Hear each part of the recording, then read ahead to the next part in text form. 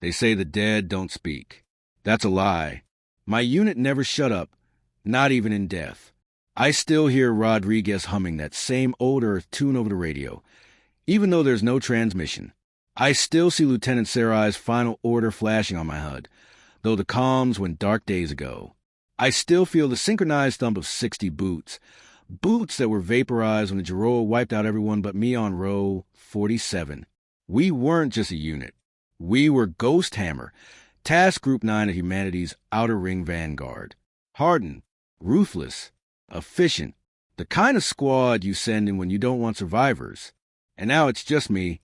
The Giroa didn't even bother sending recovery teams to confirm their kill. That was their first mistake. I dug myself out of rubble with shattered femur and a cracked visor. I should have died in that crater, but I didn't. The med stim pack malfunctioned. Overdosed me with a neural rebalancer. Lucky accident. It rewired something in my brain. Pain dulled. Focus sharpened. And something else, something woke up inside me. Something old. Something human. Vengeance. I used to believe in mission protocol. Chain of command. Measured response. That died with Sarai and the others. Now, all I believe in is retribution. One soldier at a time, if I have to. The first Giroa outpost fell 2 nights later. No warning. No battle. I went in undercover their own weather disruptor. Slit 10 necks with a repurposed mining blade and wired the station's reactor to blow. The explosion made local command think it was an accident. That was their second mistake. I stole their frequencies, learned their logistics. I didn't care about medals, treaties, or how many sectors command had liberated. I cared about the next Giroa battalion, the next officer who signed the order to glass my team, the next bloodless strategist who thought humans were predictable. Turns out I wasn't. Not anymore. I left messages, cryptic symbols burned into walls, carved into flesh, coordinates no human should have known. They started whispering about a ghost, a weapon from Earth's past, an echo of our wars that never truly ended. They weren't wrong. 3 weeks after row 47, I crippled 2 supply chains, assassinated a fleet admiral on Helvax 3, and sabotaged a command relay on the orbital citadel of Moraktoon. Each time, I left behind a piece of Ghost Hammer gear. They didn't understand. It wasn't a calling card. It was a eulogy. Now the Giroa are pulling entire armies from front. Their lines are stretched. Their morale is cracking. I hear their chatter on the stolen comms. Fear is a better weapon than any railgun. But the silence is worse. It creeps in during downtime when the adrenaline fades. In the hush of empty ships and blood-stained corridors, I hear them. My unit. Not ghosts. Not hallucinations. Memories, maybe, or guilt given form. I don't care. They guide me. They remind me why I keep moving. Why I haven't stopped to mourn. Because if I stop, I break. And I can't afford that. Not until the galaxy feels the weight of what it did to us. Tonight, I stand in the belly of a Giroa dreadnought, deep within the Nadir Nebula. It's a mobile command vessel, hundreds aboard, each one responsible in some small way for row 47. The irony? They're celebrating. Some officer just got promoted for their decisive action on my old planet. That'll make the detonation sweeter. I've wired the core. I rerouted escape pods. I left them a single transmission, one for each ghost. They won't understand the meaning, but the silence that follows, when the dreadnought becomes a sun, that will echo. Let the galaxy call me monster. Let them say I've gone rogue. Maybe I have, but I'm not done yet. The dead speak through me now, and I'm only just beginning to scream. The dreadnought didn't just detonate. It screamed. I watched in the shadow of an asteroid. No heat signature, no pulse, not even a breath, as it tore itself apart from within. Explosions bloomed across its armored spine like ruptured arteries, spewing molten hull and shredded bodies into the void. A moment later, the main reactor imploded, collapsing the ship into itself in a burst of white-hot plasma that lit up the nebula like a second star. And just like that, 2,000 Giroa souls were gone. I didn't flinch, didn't feel a thing. That scared me more than anything. Back when I had a unit, We used to joke about what it'd be like to go full Black Ops. No oversight, no rules. Rodriguez called it going Reaper. Total freedom, total madness. I wasn't joking anymore. I'd crossed the line and I knew it. But it wasn't revenge that haunted me. It was what came after. Because no matter how many Giroa I erased, row 47 stayed the same. The crater was still a crater. My team was still dead. And I was still here, breathing. Some nights, I almost wish I wasn't. I made my way to Station Carthan, a neutral fringe outpost deep in the asteroid belt of Mecca's grave. Half smugglers, half deserters, all paranoid. My kind of place. I needed gear, untraceable, off-grid, lethal. And maybe, just maybe, I needed to remember what a human face looked like that wasn't burned into my memory. The bar was a pit of flickering lights, sin smoke, and low-volume desperation. I ordered black ash whiskey and sat in the darkest corner. I kept my hood low and my weapon closer. She found me anyway. You're the one hitting the Giroa fleet, aren't you? I didn't answer. Didn't need to. She slid into the booth across from me. Clean lines, military posture. The kind of stillness that only comes from combat conditioning. I was a cybernetic lens. Flickering amber. Her voice? Calm, measured, like a field surgeon on her last nerve. I'm not here to turn you in, she said. I'm here to help. I almost laughed. Almost. She set a holopad on the table. I glanced. It showed a list of recent sabotage operations, mine. But next to each were Giroa troop movement reactions, sector withdrawals, and something that caught my breath. Ghost Hammer, classified Kia, reactivated, status, shadow protocols. You're tracking me, I said. She nodded. No one else has the pattern recognition, but I used to be recon. Before the treaty, I leaned forward. Name. Call me Kira. She was ex-military.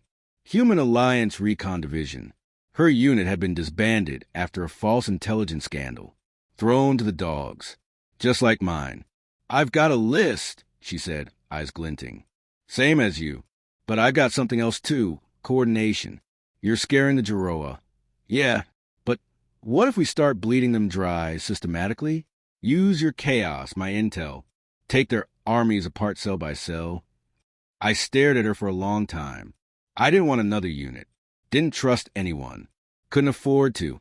But deep down, beneath the ice and armor, something stirred. Hope? No, not quite. Purpose. We hit our first target on Vornkek 4, a training outpost buried in sandstorms and shield domes. Kira handled the atmospheric disruptors. I infiltrated through their waste tunnels. We took down 60 soldiers in under 4 minutes. No alarms. No survivors. She left a message on their command terminal. Row 47 was just the start. That night, we camped under Vornkek's twin moons. Dust caked our gear. Blood stained our armor. You don't talk much, Kira said. Don't have much to say. You dream about them? Your squad. I paused, then nodded. Same, she whispered. Every damn night. We sat in silence for a long time. The wind howled. The sand shifted. And somewhere in the distance, a Giroa gunship lit the skies searching for us. Long after we were already gone. They started calling us different things after that. Not just the ghost. Now we were two shadows. Two myths. Giroa High Command issued black label warnings to their troops. If you see them, you're already dead. But the Giroa didn't understand. We weren't myths. We were what happened when you left soldiers to die and forgot to check for survivors. I'm not who I was on row 47. I know that now. But I'm not alone anymore. And that means the galaxy's got a bigger problem. Because it's not just me against the armies. Now we're building one of our own. From the dead. From the forgotten. From the broken. And this war, it's just getting started. They thought we were dead, but they kept our names. That's how we found them. The Human Alliance keeps a master database of decommissioned operatives. Even the black bag ones. Especially the black bag ones. Shadow units, experimental teams, posthumously erased projects. The ones who saw things no one was supposed to survive. They called it Project Reliquary. We called it a map of the forgotten. Kira cracked the firewall after 2 days of pure grit, chewing stem tabs and burning out 3 data injectors in the back of a smuggler's ship parked near the dying moon of Gallif Prime. Sparks flew from the console as the encryption broke open like a shell cracked under boot. And there they were, 427 names, all listed Kia, all presumed unrecoverable, all still pinging biometric echoes in unmonitored sectors. "You seeing this?" she asked. I didn't respond right away. I was staring at one name in particular, Haroon Beckett, my best friend, my demolitions expert, the bastard who could make a bomb out of an apple in a battery and still whistle through the countdown. He died shielding a child from a plasma blast on Quarter to 6. Or so I was told, except his last biometric ping was last week on an asteroid prison called Kreshek Red, a secret black site off the books. They didn't kill him. They kept him. We set course immediately. No distractions. No detours. No sleep. Kreshek Red orbited a failed gas giant, hidden in gravitational storms and debris fields thick enough to tear apart cruisers. The Giroa didn't build it. We did, back when the Alliance believed in breaking minds before bodies. It was abandoned when the peace accords were signed. Or so they said. Turns out, they just handed it over. Kreshek hadn't gone silent. It had gone dark, repurposed by the Giroa for special interrogation. Meaning, any soldier too valuable to kill, too dangerous to free. And Haroon was inside. We breached the outer hull using a decompression spike. Fast, surgical entry. Silent alarms only. The hallways were choked with frost. Artificial gravity failed in places. Corpses floated, preserved by the cold. Some were human, some weren't. Kira moved like a ghost beside me. Efficient, deadly, but I saw the tremble in her left hand. "You good?" I asked. "Just been here before," she murmured. We reached cell block Omega. 10 cells. 8 occupied. And one. One bore a name burned into the metal like someone wanted it to be remembered. Beckett H. Class 0. Class 0. The worst of the worst. Or the best of the best, depending on who was doing the labeling. I entered the override code. The door hissed. And Haroon Beckett stepped out like he'd been waiting for me the whole damn time. His beard was thicker. Left eye replaced by a field implant. Right arm cybernetic. But the grin? Unmistakable. "Took you long enough," he said. I didn't speak. Just pulled him into a hug. So hard, he nearly choked. Kira watched from the doorway. Her expression unreadable. "I saw Rodriguez," he whispered. "In my dreams. Thought I was dead. I pulled back. You're not. And we got work to do." He laughed. "Hell yeah, we do. We got 5 more out that night. 2 human, 1 Martian-born AI shell, and a hybrid scout named Silent who'd been locked in stasis for 32 years. Each one of them had stories. Each one had names they were told no one remembered. Now they had something else. A cause. That's when we realized we were bigger than a vendetta. We weren't just fighting the Giroa anymore. We were exposing the rot beneath the human alliance too. The brass who signed off on ghost units and sent them to die. The diplomats who shook hands while soldiers vanished in disavowed ops. The allies who traded warriors for leverage in peace talks. We weren't ghosts. We were evidence. And they were terrified we'd start talking. We broadcast our first message across fringe channels that same week. No face. Just a voice, distorted, human, defiant. "We are the ones you left behind. The names you buried.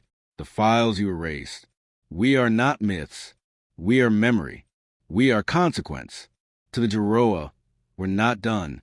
To the Alliance, we're coming home." They scrambled fleets after that. The Giroa and the Alliance. They didn't care who reached us first.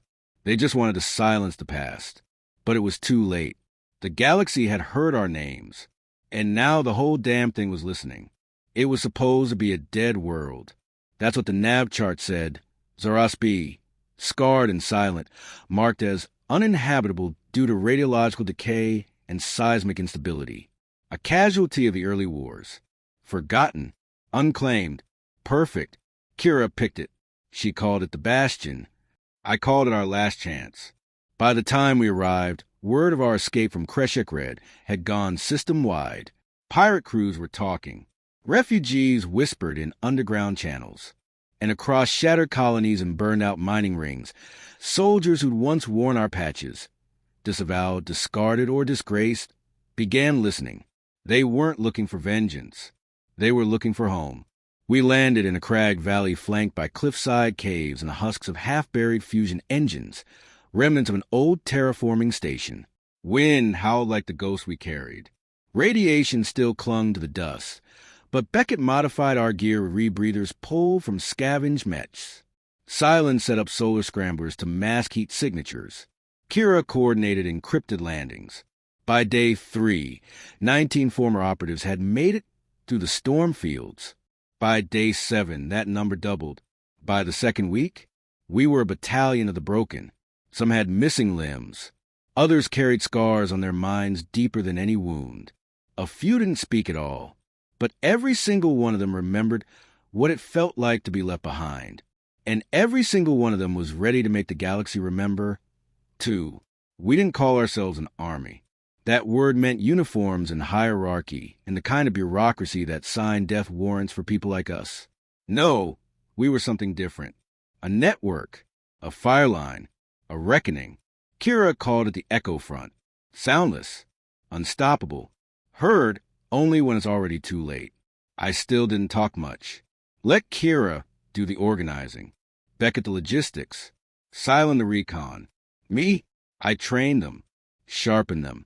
I taught them how to move without being seen, how to kill without remorse, and how to never again wait for an order to survive.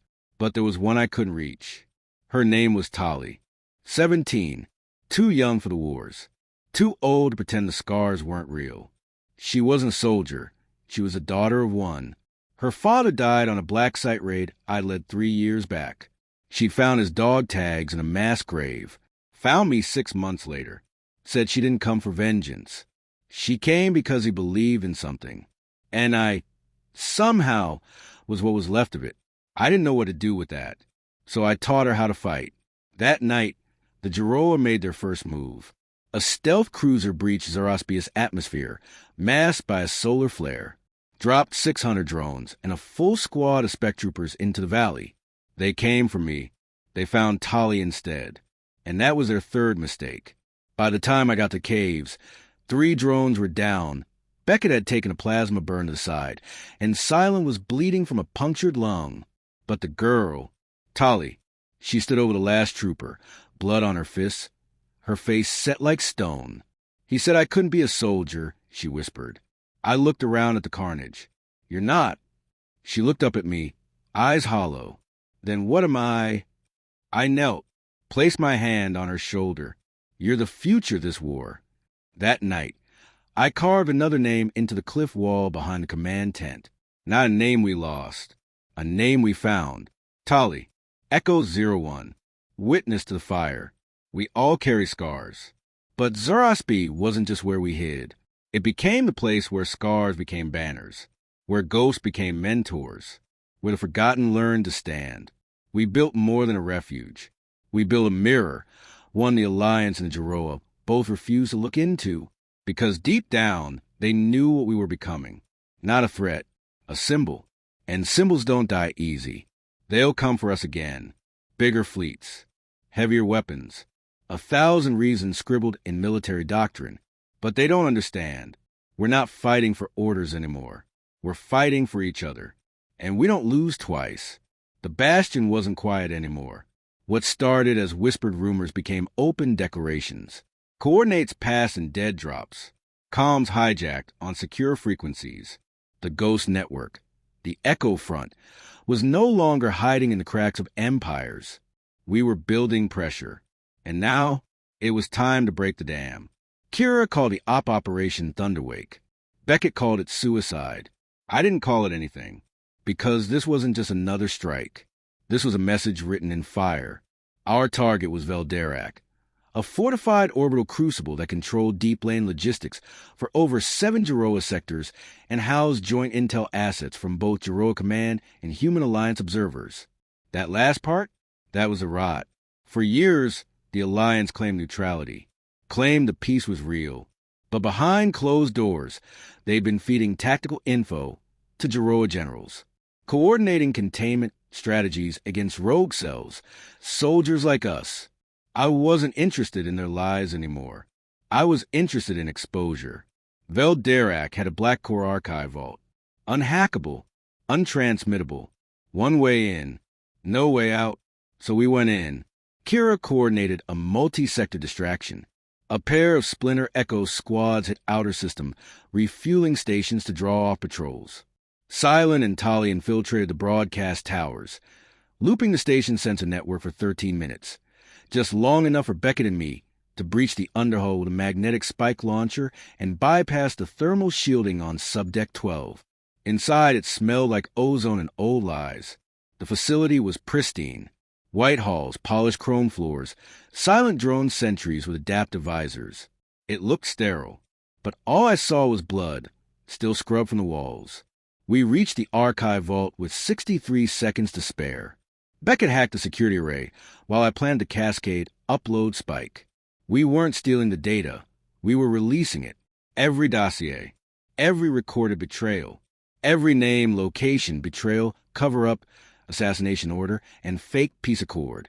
All of it, broadcasted wideband on emergency distress frequencies and planetary relay loops. No encryption, no context, just raw truth. The galaxy would see it, and neither side could spin it fast enough. Of course, we never planned to escape. Beckett stayed behind to rig the vault core. I remember his grin, crooked, bloody, a little too calm for what he was about to do. "You still can't make a clean exit without me," he said. "You're a bastard," I replied. "Damn right." I didn't look back as I launched into vacuum. The station behind me bloomed like a dying sun. The fallout was instant. All across the fringe, colonies began pulling down Giroa banners. Former Alliance outposts refused to resupply their ships. Mercenary fleets switched contracts overnight. And Echo Front recruitment tripled in 2 days. We didn't just tear open a secret. We shattered the illusion of peace. But that wasn't the only thing we triggered, because buried deep in the files, coded in an old Earth cipher, was a name, one I hadn't heard since Row 47. Sarai, my commander, my mentor, my anchor in that crater. I saw the footage. She didn't die with the unit. She was captured, taken off-world, designated Asset Helix. That wasn't an ID. That was a program. And the coordinates listed her last known location, a derelict moon base orbiting Delta Unis. I didn't tell Kira right away. I didn't tell Tali. I just packed my gear and prepped a long-range skiff. She caught me on the launch deck, arms crossed, eyes unreadable. "You think you're going alone? This one's personal." They're all personal. That's the point. She's alive. Kira's jaw tightened. Then we don't abandon her. Not like they abandoned us. The Echo Front had shaken the stars. But now we were going into the dark. Because the enemy wasn't just fleets and command chains. It was a machinery behind the war. The place where soldiers were broken, repurposed, reshaped into tools. And Sarai? She wasn't just alive. She was the key to something much bigger. Something the Alliance and the Giroa were both terrified of. So we did what ghosts do best. We disappeared. Into the void. Toward a place the galaxy had already buried. To find the woman who trained me to survive. And to find out what they'd turned her into. Delta Unis didn't show up on any active star maps.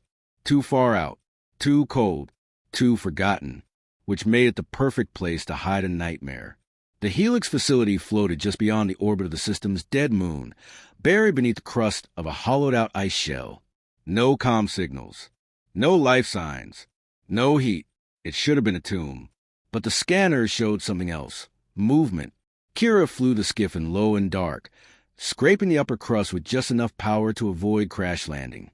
The hull groaned from the pressure shifts, and even silent stealth tech couldn't fully mask us from the automated railguns protecting the outer perimeter. But they didn't fire. They recognized us. Or rather, they recognized me. We breached the outer shell through an old emergency access port. The corridor beyond was deathly quiet. Just the soft hum of outdated life support and the occasional flicker of lights that hadn't been serviced in years. Tali flinched at the sight of frozen corpses slumped in corners. Techs, scientists, executed with precise shots to the temple. Alliance and Jeroa both. "Who killed them?" she asked. I ran a finger over the wall. Scorch marks.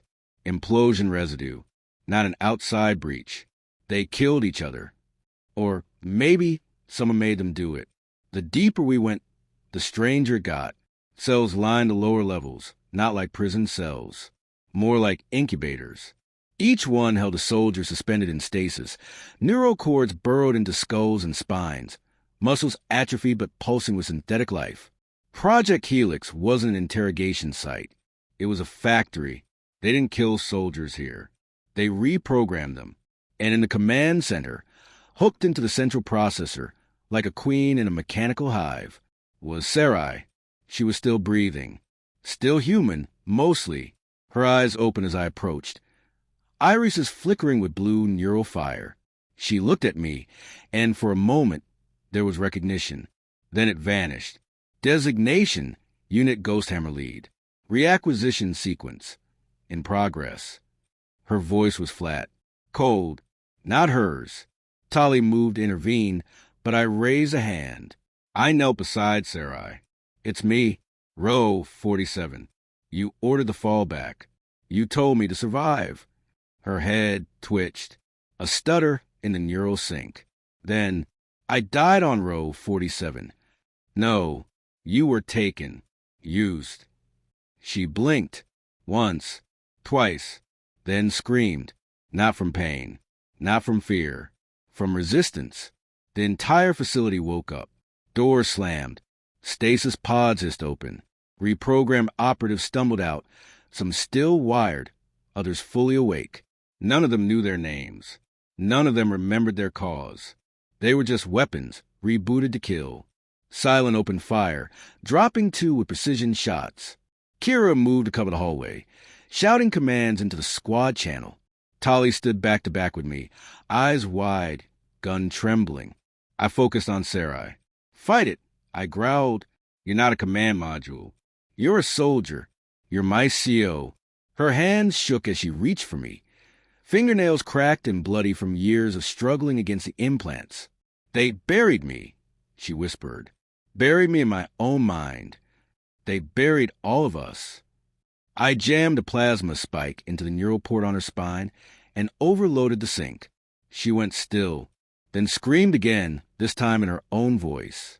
The pulse knocked out half the base's systems. The reprogrammed soldiers dropped like puppets with cut strings. The lights dimmed, alarms wailed, and a final log began playing from the central core, an audio message recorded by a former Alliance general. Project Helix was a contingency. In the event of peace failure, we needed assets capable of operating without morality, memory, or fear. You were never meant to survive. You were meant to be recycled. We torched the facility. Every chamber. Every log. Every false promise. Sarai stood beside me, wrapped in thermal cloth, face hollowed but alive. She lost pieces of herself. Too many to count, but one thing remained. Her will. She looked at Kira, at Silent, at Tali. Then at me. "You didn't just survive," she said. "You started a war." I nodded. "It's not over." "No," she agreed. "But now we fight it together." We fled Delta Unis under cover of blackout burst. But the message had already spread. Across sectors, others began to question, to rise, to whisper the truth behind Project Helix. They weren't just afraid of what we'd become. They were afraid of what we remembered. Because if memory survives, so does the truth. And truth is the one thing they can't reprogram. We didn't hide anymore. After Delta Unis, we stopped whispering. We stopped running. We broadcasted everything. Sarai stood in front of the galaxy, her scarred face, her hollow voice, her story. We hijacked Alliance relay buoys, Giroa orbital stations, even black market info feeds. Her testimony bled across every corner of the galaxy like wildfire through oxygen. They erased us. They used us. They buried us in the name of peace. But peace built on the bones of the betrayed is just war in denial. And that's when the galaxy finally heard us. That's when the galaxy chose sides. The response came swift. The Alliance declared us rogue extremists. The Giroa labeled us a terrorist cult. But the people, they didn't believe the words anymore. Because the images we released, the names, the files, the mass graves, the programs like Helix, those weren't just rumors. They were receipts. Entire garrison units mutinied. Naval captains dropped rank and pledged to Echo. Even some Giroa defectors joined us. Soldiers tired of fighting a war no one understood. And in the Bastion, they came by the hundreds. Not just soldiers, farmers, engineers, children of the fallen, survivors of wars no one had recorded, civilians who believed us, not because of our weapons, but because of our wounds. Kira called it the Echo Accord, a promise between the betrayed, not revenge, reckoning. We launched the final campaign under a red sky, Operation Thornsong. Target, the Joint Command Citadel, orbiting the binary star system of Vezin, a fortress built to house both Giroa and Alliance High Command. Symbol of the peace they shoved down our throats. It was more than a station. It was the lie. And we were going to bring it down. We split into strike teams. Kira led the forward breach with the first wave. Dozens of former recon soldiers, now armed to the teeth, moving like one thought. Sarai, her mind still fractured but clearer every day, orchestrated a version with hacked defense AIs and false flag signals that made both fleets scramble in opposite directions. Silent and Tali went silent behind enemy lines, laying charges, slicing through command subgrids, taking out security nodes like Ghost Reborn. And me? I went straight for the throne. The command nexus was Cathedral of Steel. Clean, cold, empty of honor. The generals sat like marble statues behind blast glass, watching the chaos unfold from above, still clinging to the illusion that numbers and metals mattered. I shattered the glass. I landed hard, boots crunching through blood-slick tile. For security drones rushed me. I dropped them with precision shots and marched forward, shotgun smoking. Ghost hammer, one of them said, like it was a curse. No, I replied, just human. Then I broadcasted the final feed. Every face, every name, the very people who orchestrated the programs, who traded soldiers like chips, who engineered Helix, who signed the order that erased Row 47. The world watched as I read the charges, not like an execution, like a truth long buried. And then I handed them over to the people, to the uprising, to the worlds they abandoned. We didn't kill them. We let the galaxy judge. The Citadel didn't fall in fire. It fell in silence. As fleets pulled away, as armies disbanded, as propaganda collapsed under the weight of memory. Echo Front didn't win with guns. We won with truth. Months later, the war was officially declared over. Not a treaty, not a surrender, just a reckoning. The Alliance fractured, the Giroa splintered. But the people finally knew our names.